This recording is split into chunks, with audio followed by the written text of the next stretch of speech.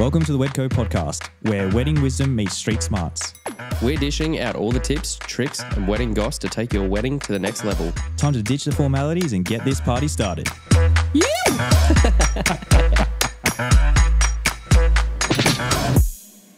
Welcome to the Wedco podcast. I'm Togger. And I'm Joel, and we're here at the beautiful Figtree Restaurant. And today we have Karen from Karen Willis-Holmes. Karen Willis-Holmes Design That's on the okay. podcast. Thank you so much for coming on. Thank you for inviting me. No worries. It's such an honour to have you on here. And we've been, I started shooting weddings 10 years ago and I've just seen all your dresses come through. And it's amazing. Like every time I get it, just this super elegant dress and the beautiful designs. So thank you so much. Oh, pleasure. Do you want to start with maybe letting people know who you are and how long you've been in the industry? And Well, my name is Karen Willis-Holmes, Yep. which is the business name as well. Yep. I've been in the industry over 30 odd years. Yep. But I've started under my brand name, 23 years ago in Sydney. Okay. And I did live in Perth and had a bridal business before then. So Okay. I was sort of practicing in Perth beforehand and then moved to Sydney and sort of thought, yes, I'm ready to go. I can open a business under my own name. Yeah, awesome. Okay. And were you always in fashion prior to going into the bridal space? I was, yes. I studied fashion design and manufacture, and I started off working from home, Yep. sort of making any special occasion clothes, really. Okay. And this was in Perth, and then I moved to London and worked in the fashion side of the industry. Yep. And I was sort of there for about 3 years, which I loved. And then I moved back to Perth and started my own collection. Okay. And was doing regular fashion, not bridal. Yep. And at that time in Perth, it was quite a while ago, and it was sort of very. There was a lot of balls and a lot of sort of very big dressing up. Okay. And I would make lots of special occasion clothes, but then I would also if anyone was getting married, they'd ask if I could make their daughter's wedding gowns. Yeah. So I started off making a few wedding gowns for special clients. And then I'd opened a store and I sort of started to just do more and more wedding gowns. Yep. And then I was sort of on a short lease and I'd taken over someone else's lease and I had to sign again or move. So we were looking at moving, and at that time my now husband, he suggested I just specialise in wedding gowns. And to start with, I didn't actually want to. I wanted to be a fashion designer. I didn't want to design bridal gowns. But then I thought, well, I can design and make beautiful, fashionable wedding gowns rather than just traditional wedding gowns. So as soon as I sort of put that in my head, and then I thought I can come back to fashion later on after I just do this for a little while, which clearly, obviously 30 odd years later, I've never gone back to regular fashion in inverted commas. And I just, as soon as I started doing it and specialising in it, I loved it. And it just always amuses me why I had to be sort of essentially slightly pushed in that direction. But I love corsets. I love all the workmanship that you can do for these. You can use lots of fabric. You really get a defined sort of beautiful silhouette. Yeah. It's like red carpet dressing all the time. Yeah. So to me, I'm literally making a fashionable piece of clothing, but that you wear to your wedding. That's my take of what I do and how I think about it. Yeah. Coming from the fashion space, was there a stigma at that time to coming into bridal? Like why do you think you were shying away from moving into that bridal space? I think there often is. For some reason, from a fashion point of view, bridal isn't looked at as fashion per se. Yeah. Or that's my perception of it. I mean, I could be wrong. But having said that, to me, it's actually it's harder and it's a bigger deal than regular fashion as well. So it's sort of you've got more riding on it all the time. Yeah. And it's very old-fashioned, sort of like a couture finish. Yeah. And wedding gowns are usually always made in units of one. Yeah. And, I mean, with us as well, we can kind of like make just lots of changes and things too with how we make gowns. Yeah. So it's a super sort of like old-fashioned craft. Yeah. And you get to spend time. You get to use a lot of fabric on them as well. 15 metres is a small wedding dress. You can easily be using sort of like over 20 or 30 by the time you've counted all the layers and the linings and things. So I just love the old-fashioned quality, the hands-on approach, and the skill that you need to do special pieces of clothing to that level. Yeah. And when you did begin, I mean, there are so many fashion designers or, people will come out of school and that's what they want to do. But it is such a big leap to go out on yourself and create your own designs and make a business that way. Was it always something you were 100%, I'm going to do this? Or what, you had a push from your husband? Was there always, you were going to go and start your own brand as well?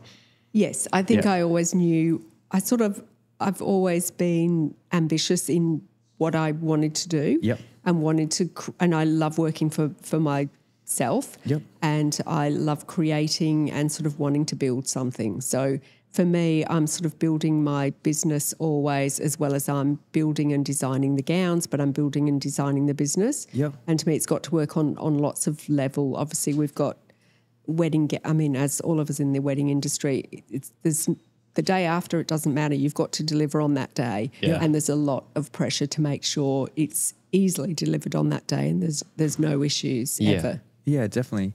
And then when you were, sorry to go back to the origin story, was there a niche? Did you find like designs that you wanted to see they weren't around? Or was there a niche for you there? Yes, I think yes, and that's, a lot of designers sort of became into wedding gowns because they couldn't find a gown that they wanted. Yep. And that wasn't the case for me. I think I'm always just trying to create beautiful pieces of clothing and sort of create a soft sculpture, which is what I see. So yes, you've got to feel like you've got to do something different to everyone else. Yeah. But at the same time, we're in the fashion industry and they've got to have this appeal at the right time as well. So you can't do something too different or else no one's going to want it either. Yes. Yeah. So it's sort of having your own take on it and creating a masterpiece in a beautiful sort of gentle way. Yeah. I think it's also such a beautiful thing. Like I've got a bunch of friends and even like clients, like some people, they have their wedding day and they're like, I want to be a part of the wedding industry. I got a friend that was like, after her wedding day, she was like, I want to be a wedding dress designer. I think it's a beautiful thing that everyone wants to be a part of the industry and stuff. But what would be your tip for them if they did want to join, say like, not necessarily yourself, but like say like that fashion, the bridal fashion? Have you got any tips for those? I think you've got to really want to do it.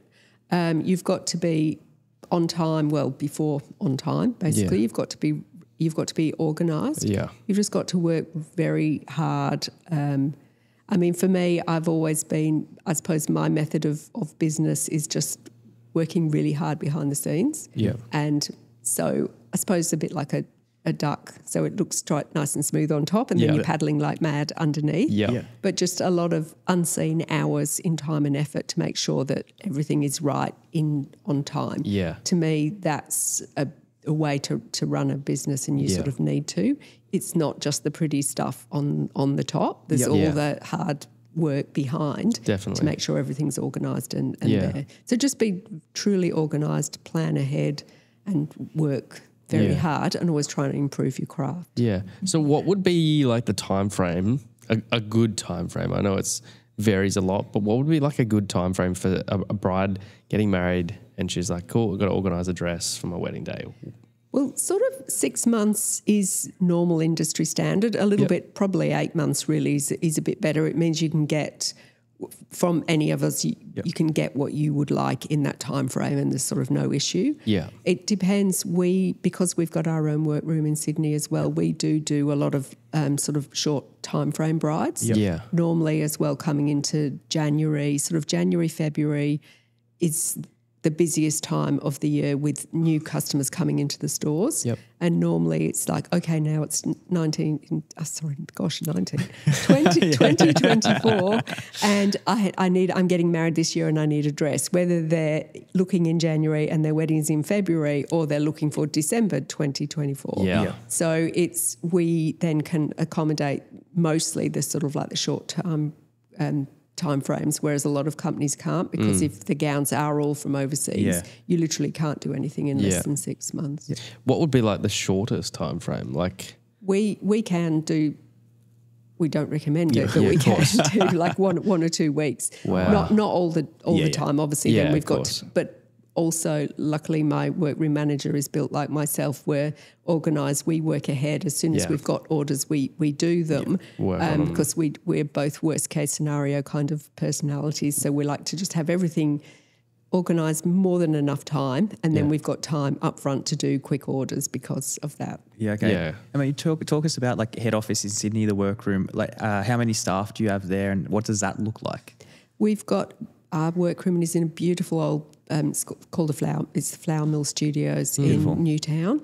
So it's just a very heritage building that they renovated magnificently. We've been in there just probably 12 years now. Wow. Yeah. So it's a great big, just magnificent space to work in.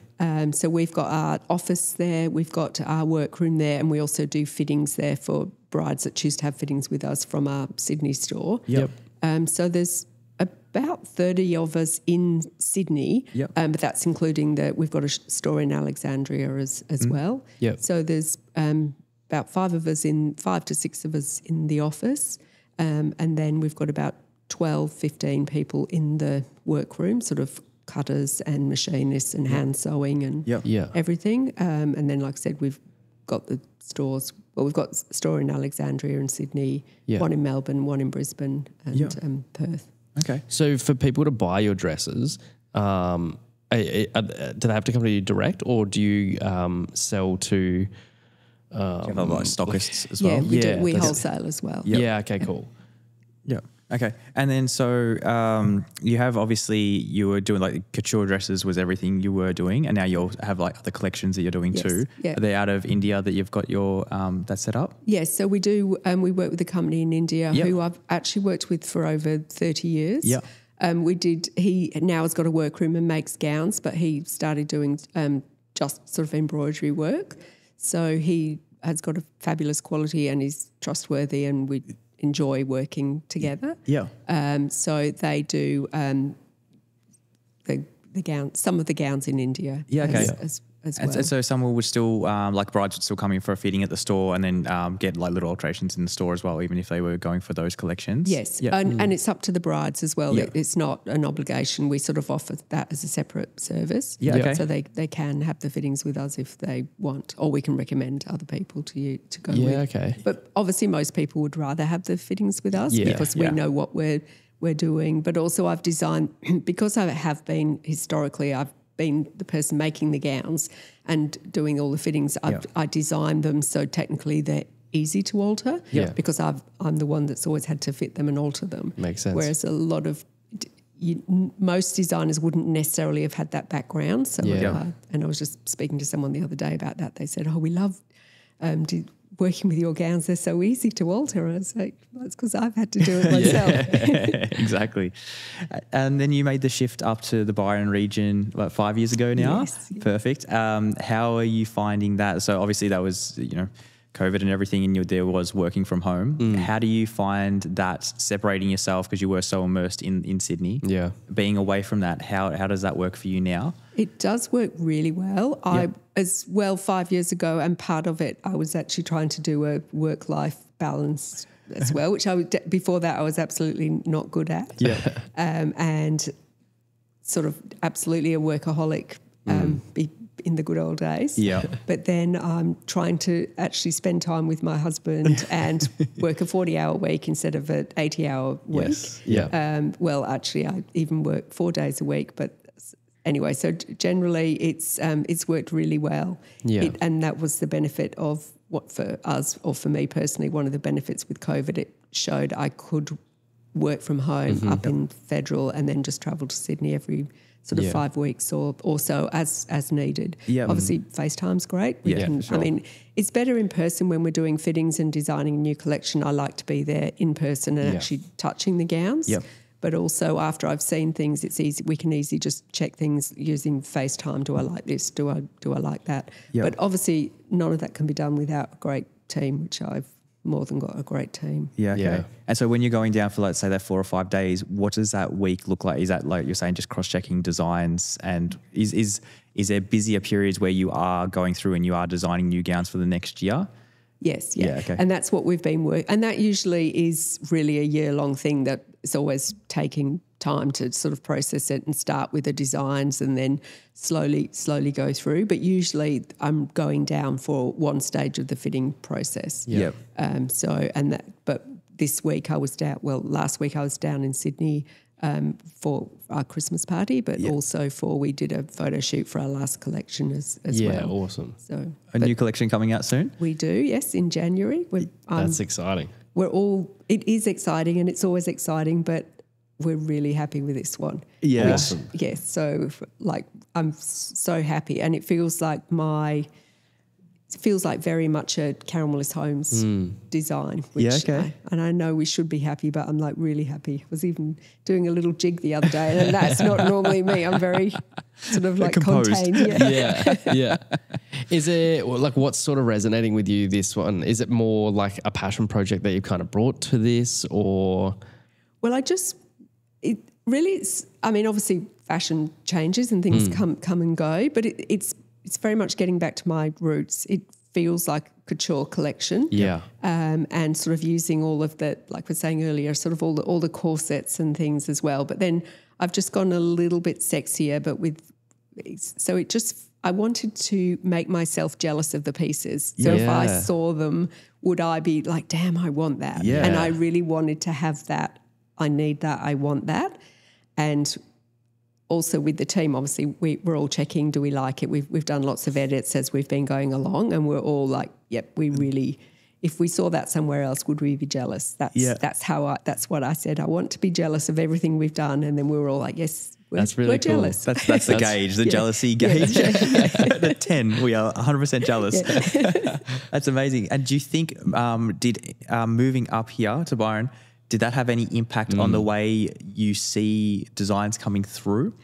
Or like the inspiration of living up here, has that changed the way you're designing dresses at all? No, I don't actually think it has, other than it, obviously I feel more relaxed and I'm just so happy personally being here. So then how could it not have in hindsight? Yep. But it really, when I'm designing, I'm still designing for a person on that day, and that's where my brain is. Yeah. Right. So for me, it doesn't really matter where I'm sat. Obviously, if you're happier, you like to feel and create better things as well. Yeah, okay. And then as far as like fashion shows, are you still traveling overseas like for inspiration for the dresses? Are you finding that within the fashion realm? Are you finding that from other bridal designs? Don't like to look at other bridal designers. I'd like to just sort of design. I like looking at regular fashion and seeing what I like, but also it's sort of more, I just like to absorb lots of information and all the time sort of, I mean, when I'm in Sydney or when I'm around Byron, just looking at people out for dinner in restaurants, obviously sort of like fashion collections, just reading magazines about something completely different to not looking at the fashion pages. But then just absorbing everything and thinking about it, and then I'll sort of start drawing sketches after that without really trying to overthink it. And then normally I will have designed lots of versions of the same thing. And then I just do, I'm not actually very good at drawing, so I call her a dolly. I've got a dolly I draw on once it gets to that time, and then they're always exactly the same proportion. So then I just print off lots of pictures of my dolly, draw on top of her, and just do all of these outfits. And then just going through the collection and having a look at the sketches and seeing what I like again and doing another edit, and then might be adding some things to it, like, oh, I need this or I need that. And I do look at it technically as well. I have a look at sort of which gowns have sold, what do I think I need, asking the girls in the stores, like the managers, what they think they need, are they getting requests for certain things, and just trying to literally collate all of the information together.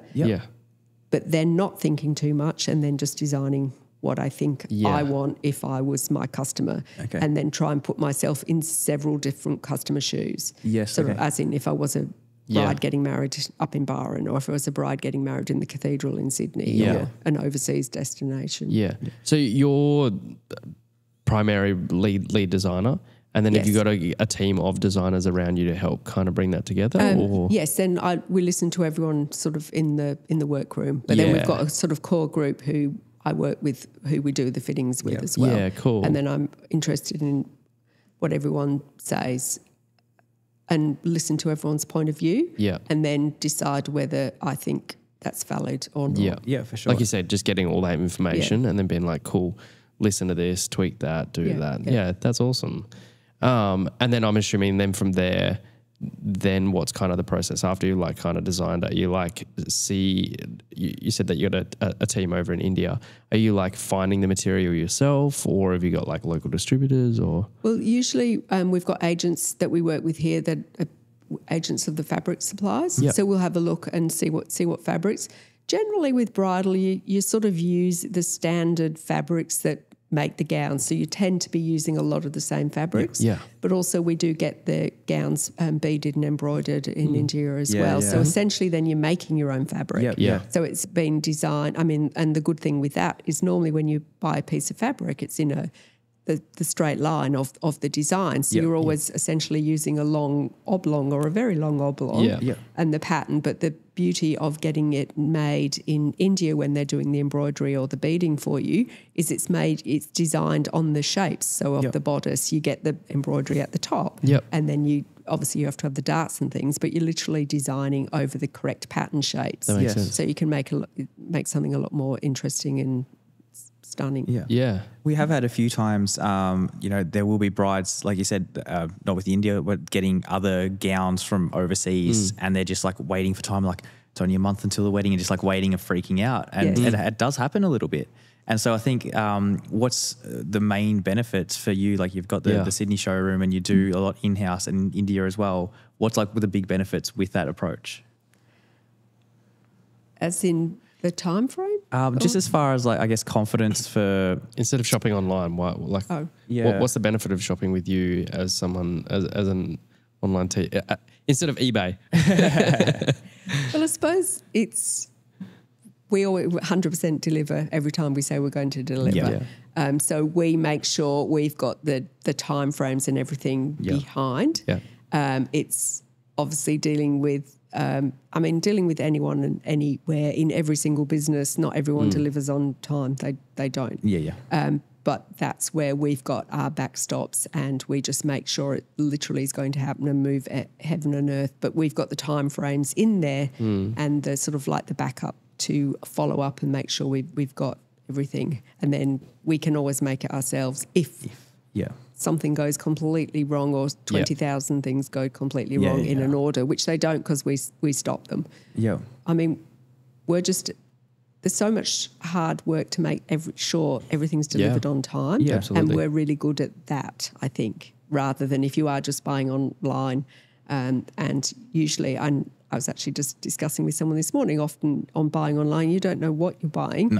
And plenty of times we've discovered literally the image has been stolen off our website, not just the gown design. And then, so you'll find those on someone else's website overseas. It's like, oh, excuse me. And so you might be thinking you're buying a dress that looks like that. It's our image is stolen, not even just the gown design. So you're not going to get that. We know. So there's the quality of that dealing with a company you know and trust. Okay, coming to photo shoots. So you got a new collection coming out in January. How, as far as marketing it and doing less shoots, how do you go about that? Are you doing them all in Australia still, or what are you doing that way?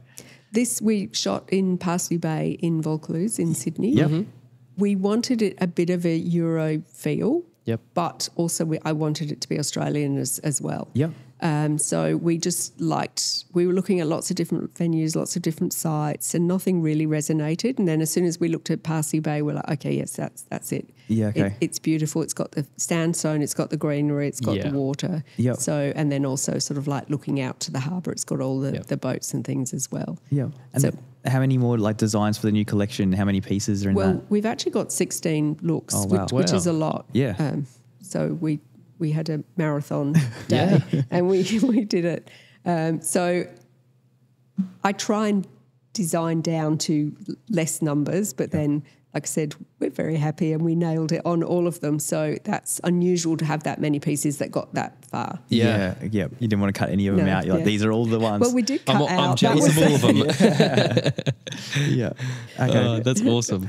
And then are you seeing any trends in the industry at the moment?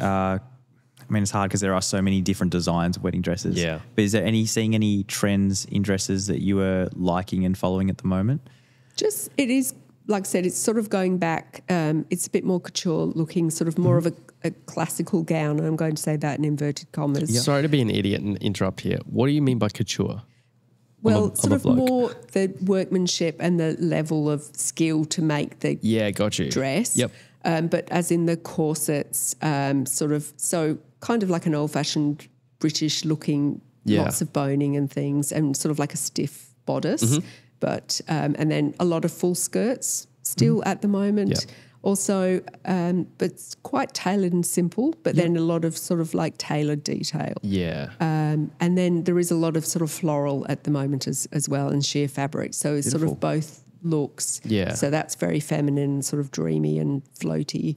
Sort of like always, a lot of strapless, but because you've got it coming off a really sort of beautiful constructed bodice, it works really well. Yeah, definitely. And then sort of a lot of sleeve detail still, which is good too. Can we expect any pockets in any of these designs? Yes. We do have pockets. That would have been the dream for the photo shoot. Every time, brides are just loving the pockets. Love it. They do. They love it. And I get it. It sort of seems like it's such a little thing, but it makes, I don't know why, but putting your hands in your pockets, you can have a sassy little stance going on, and it really works. Yeah. It just feels good. Not that you should actually be using it other than from a posing point of view. Of course. But Just got a mobile phone in there. Exactly. Well, yeah, you can have your hands in the pockets and still get that jealous, sexy look. Yeah. I know we were doing one of a sort of shearer gowns, and I said, "Can we put pockets in it?" And the girls are like, "No, you'll see them." I was like, "Yeah, I know." But Pockets for all. But we can do it. There's a way. And then you also do accessories as well for the bridal space? Yes, we do a lot of veils, which is the most obvious accessory, but a lot of sort of like 3D flowers and things as made in the fabric at the moment too, and sort of gloves are popular at the moment. Yeah, definitely. And sleeves. Yeah. And expansion for the business, do you have, like, obviously you're loving the move up here and that's working really well. Is there any more plans for the business as far as like growth or expansion?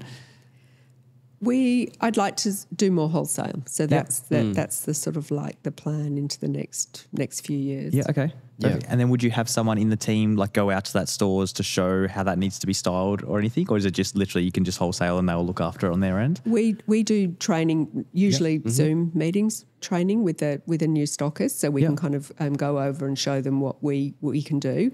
Because also with our bespoke collection, we've designed them so that there's the separate bodices, separate skirts and separate sleeves. Yep. So that it's a bit like a jigsaw puzzle, but that I've designed it. We call it our DYG ruler, design your gown, I used to call that. Yeah. But that all the points meet. So whenever I'm cutting a new pattern, the bodice lines meet to all the skirt lines. So that basically that bodice can be used with all of those skirts in that collection, which means so then you can really kind of mix and match your own gowns. And then the sleeves, all the armholes, the sleeves fit into all the armholes as well. So that's hard for stockists to understand because that's quite unusual for someone to be able to do. So normally we have to try and train them in that, what they can do and what they can't do. And if someone wanted to like distribute and start selling your range, how would they go about being a part of that? Like, is there certain criteria, or is it just like, hey, reach out and then you can? Well, obviously reach out, but and we look for stores that we think we'd like to partner with as well. Yeah. But we just have a look to see if we think we're on brand with each other. Yeah. That we don't obviously want to sell some gowns to a store that's not going to sell them because it's not going to work for them either. So we just try and make sure that we're finding stores that we complement, that we think our gowns will work in their store, and that obviously that they like our brand as well. Yeah, definitely. And you moving, do you, like percentage-wise, like couture one-off designs versus people going for collections, do you find, because, you know, you're so excited about the new collection, are more people moving towards that? Like, are there still people coming in for one-off designs? And no, we actually don't do that, even though I keep saying couture. So I used to, that's what I started off doing. Yep. But no, we don't, other than as well, though, with the bespoke collection, we can, obviously it's tailored a lot, so it can end up looking very different. Definitely. Yep. having said that, I did make some beautiful gowns for an opera singer, a friend of ours' daughter. She's an opera singer, Margaret Plummer. So I made her some beautiful gowns that have been used on the stage. So she had some special couture pieces, but as a whole, no, we don't. Yeah, okay. And then do you still have, like you just talked, that's, you know, a little passion project, doing that for a friend. Do you still, are you still designing for yourself? Like, you know, apart from the bridal space? Yes, I do. Yeah. Not that there's generally anywhere to wear special different things. But I was actually talking to someone, they were talking about we should have a ball somewhere. I was like, oh, yes. Oh, yeah. I'd Please. love that. Yes, I've got 15 dresses I can wear. And definitely you told us just before as a tax write-off because you're going to all the fancy restaurants and seeing all the designs, and that's all market research. That's what I heard before. Just every day at Christmas doing different things. Beautiful. So, and then like market share, most of your brides, like is Sydney like a hub? You get a lot of your brides coming into the Sydney store, or is it pretty spread out between the Melbourne and the Brisbane stores as well? I mean, the Sydney and the Melbourne stores are physically the biggest stores as well, and the locations that they are. So yes, they're the busiest stores. Brisbane is actually pretty busy, but that is a smaller store, so that's got 3 change rooms, whereas Sydney and Melbourne have got 5 and 6 change rooms, so they're technically and physically quite big spaces. Yeah. And do you have a certain bride, do you think, that gravitate towards your designs? One getting married. Yeah. Yes. Someone that's interested in fashion but also doesn't want to be overpowered by it. Okay. So to me, you should see someone in one of my gowns and you should be looking at the bride first. You shouldn't be looking at my dress first. Okay. That's how I see it. So I sort of think interested in fashion but not completely driven by fashion at the same time. Yeah, okay, cool. And like price point, there's obviously big different price points for different dresses. Do you sit at the high end, middle? Like how do you sit as far as that goes? For the type of, probably pretty much the same as our competitors. Really. In it's about $4,000 to $5,000 is a good average spend for a gown. We can obviously there's some that are more expensive than that, but we're sort of on par with similar designer brands. Yeah. Okay. Yeah, and then I think that seems pretty fair to me. Not that it really matters what I think. And like I was saying, I've been doing this for 13 years, and even I feel like whenever I did weddings up in Brisbane, I would definitely see a lot more of your dresses, like towards the city area. I'd see a lot more. Yeah. Do you find that? Do you find out where brides are getting married? Like I feel like it is more towards the cities. Yes, you're right. And we do ask every bride where she's getting married. Yeah. But we do find, and it makes complete sense. So if they like our gown, there's certain venues in that area they're likely to, that's just where their taste goes. Yeah. And it also meant they're using certain photographers and a lot of the same services, because obviously that group of people have got a similar aesthetic. Yep. So without us even promoting them or all of us sort of promoting each other, that bride and groom's taste tends to kind of veer in that direction. But it is interesting to see sort of where the majority of people get married and the other service industry that they use. Yeah. And did the Elope collection change that at all? Like was that was still the similar kind of thing within the cities? Yes, it was. Yeah, okay then. Go, cool. It feels very, like I was saying, elegant and even like European as well. Like you could definitely imagine seeing people over in Italy or France or something like that wearing the designs. It fits into that more so than like the boho, backyard thing. Yes, How if someone was to get married like interstate or overseas or something like that, like what kind of tips and advice and stuff would you give to them to be able to like travel with that dress? I mean, personally, I think you should carry a dress yourself. Don't put it in your suitcase, leave it in the gown bag and take it on as your luggage. Yep. Every time, and I have taken quite a few, I mean, I'll take, when I'm travelling overseas or doing a show or something, I'll have a lot of wedding dresses in a lot of suitcases. 16 to be precise. So it's easier for me to travel. Plus I can shove a lot in there and then I compress them at the other end. Yeah. So generally you're not going to do that. Also, if God forbid I did lose a suitcase, I've still got everything else. But I just think as that you need that gown. in the best possible condition, you're the most trustworthy person to take it. I have taken quite a few gown bags on planes. If you actually ring up to ask, they won't be that helpful. Okay. But just literally take it on as your hand luggage, that's fine. Then every single time I've done it, the hostie, when you go on, they take your bag from you and practically always hang it up in they've usually got some closets, or if you put it in the overhead locker, sort of like over the top of all of the bags. But as soon as you've got one of those long white bags, everyone knows it's a wedding dress bag. And they're pretty hospitable. They look after you. That's good. Definitely. Us when we're carrying it out for photos and it's like, it's like a little baby in our hands. Everyone's mum's watching you like, don't go near the Vegemite with that dress. So even like coming to wedding photos, there's like the dress hanging and everything like that. Is there anything that you see coming through from photographers and you're like, don't do that with our dresses? Hanging it in a tree. You're just like, are you cringing? No, I actually I like things hanging from trees, so particularly. So no, I think it's whatever works for the bride. To me, that's my job's done. Actually, one thing, don't when you're walking, make sure the gown is the correct length so you don't have to pick up the head when you're walking. Yes, okay. And also don't be precious with it on the day. Just you're not going to wear it the day after. Make sure you enjoy it. If it gets dirty, it gets dirty. But look good wearing the dress. Don't be looking after the dress on your wedding day. I think that's such a great point because so many brides do. There's a lot that do embrace, especially if there's weather or something like that. There's a lot that embrace it and just, run with it. But then there's definitely a lot, especially if you've got like a particular either mum or, maid of honor or something like that. Every 5 seconds, they're just trying to pick up the dress and you're like, I'm trying to get some candid photos here. Like, get out, leave the dress on the ground.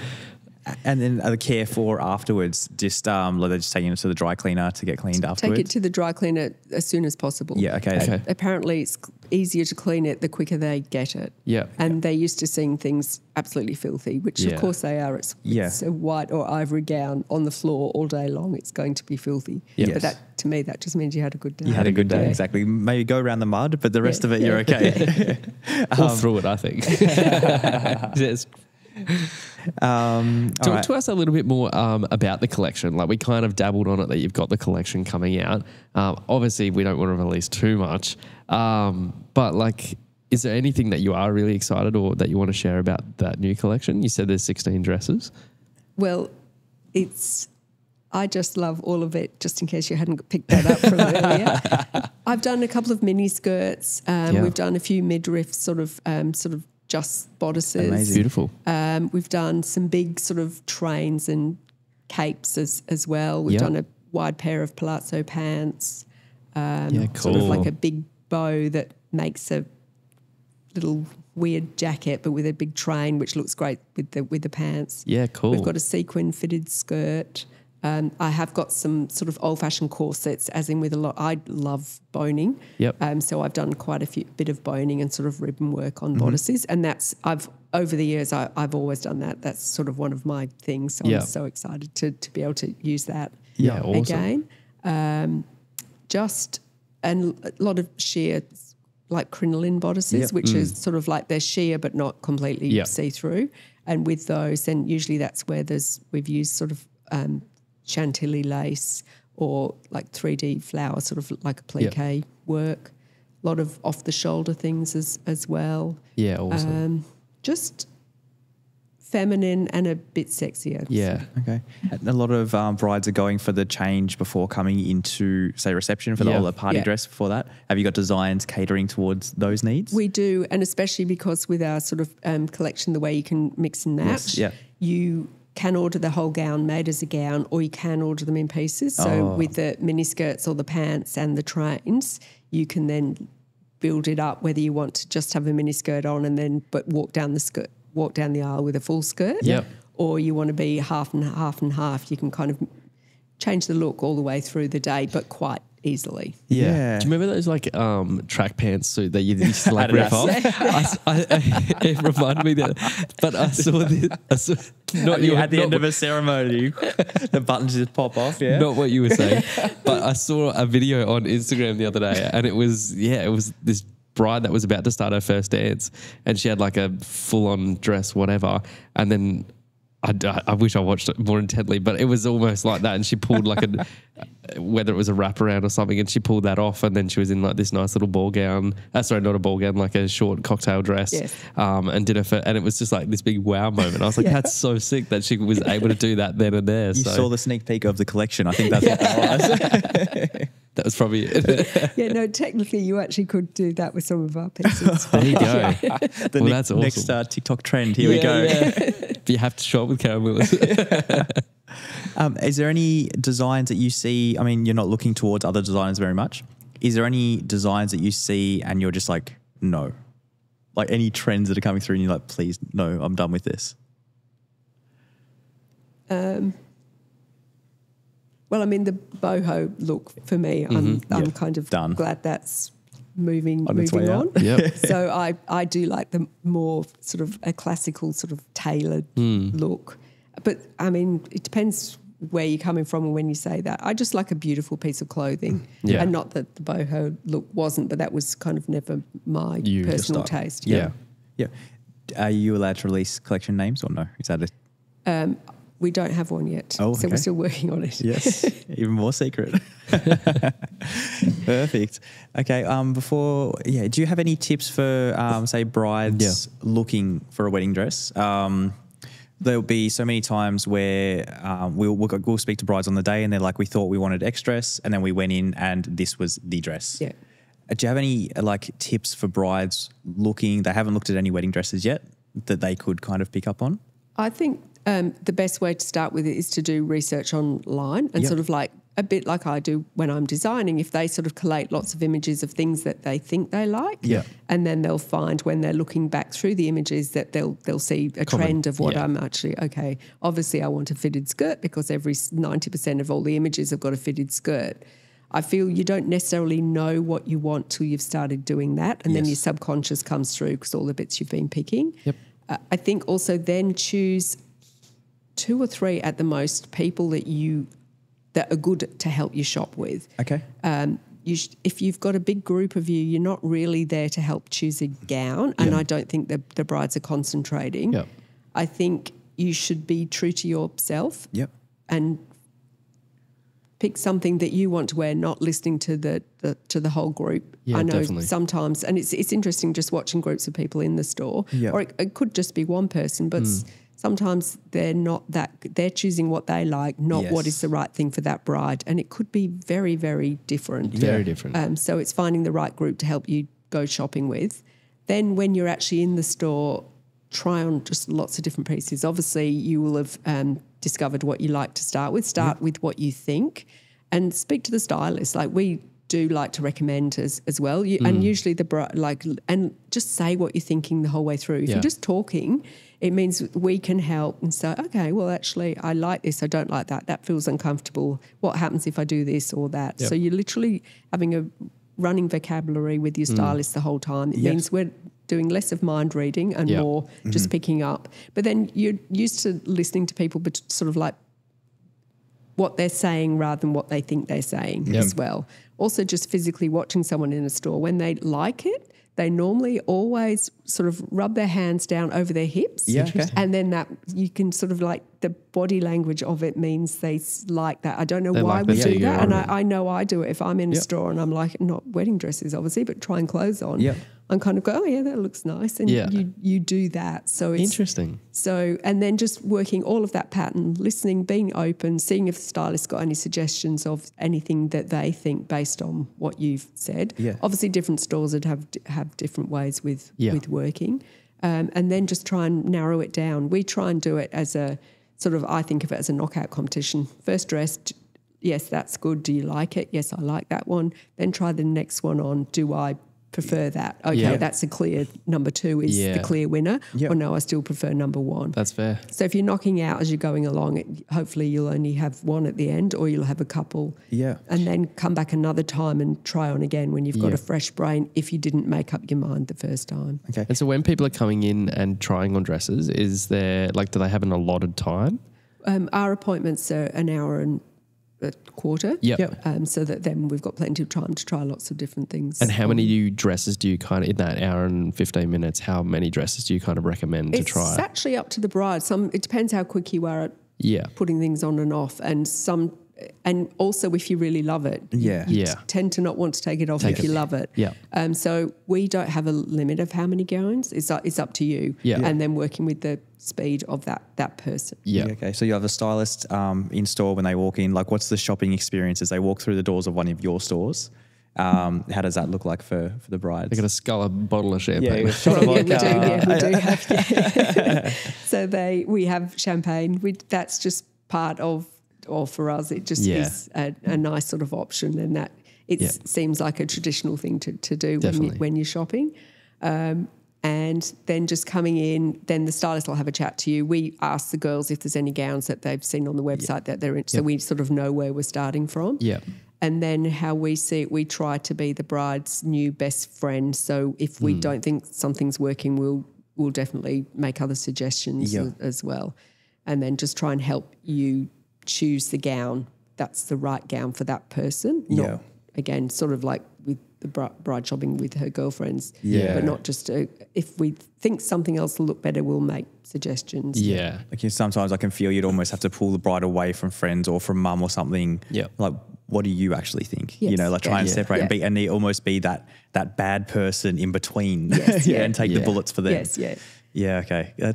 Usually, obviously, we've got time in the change room with the bride, so we can say, but what do you think? Don't listen to mum. Yeah, exactly. What do you actually think? Exactly. Yeah. Mum just wants you to wear her dress, all right? Oh, but yeah, the amount of times, you speak to brides and they're like, I never wanted a strapless dress. Never. And then they'll rock up and they're like, I put this strapless dress on and I loved it. Yeah. And I started rubbing my hands down my hips and I had pockets and I flicked off the dress. I loved it all. And I've had 3 glasses of champagne. Perfect. Okay. And then, so if someone wants to buy or come see some of your dresses, how's the best way to find you guys? The easiest way is probably just to go on our website, and then we've got booking for each of the stores. So, or obviously if they're going to a stockist, depends how they do it. But generally, it's easy to book online. Yeah. Okay. And you've got your stockist lists, all the places that stock your dresses, are they online? Yes, that's awesome. On our website as well. Beautiful. We've got quite a comprehensive website. Yeah, awesome. Which is probably, there's too much information because there's so much information that you need. The Instagram, I'm seeing it all the time, changing dresses, and it's beautiful. Perfect. Oh, thank you so much for coming on the podcast and having a chat. Thank you so much. And we can't wait to see January. Do we have dates yet? It will be the first Monday, which I think is the 8th, is when we're going to officially launch. Amazing. Can't wait to see it. Thank you so much for coming on, Karen. Hey, pleasure. Thank you for having me. Thanks for tuning in to the Wedco podcast. We're dropping a fresh episode every week featuring industry professionals dishing out the wedding wisdom you need to turn those dreams into reality. Make sure you are following us on social media, you have those notifications turned on so we can help plan your wedding day. Your dream wedding day just got a whole lot easier. Thanks for listening.